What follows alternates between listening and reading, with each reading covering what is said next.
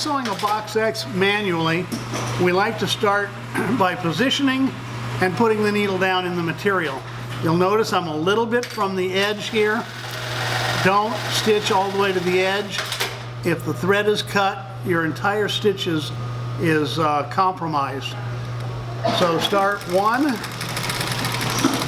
2, and 3. At this point, we're going to diagonally go to the far corner.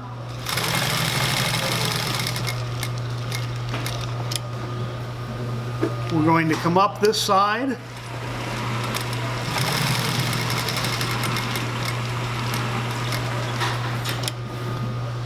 We're going to go back down to the other corner. And now you want to finish out your bottom. So you're going to have to either turn your material around to sew forward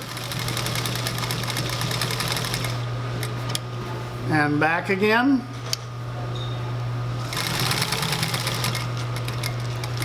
Or you could just do a reverse and back.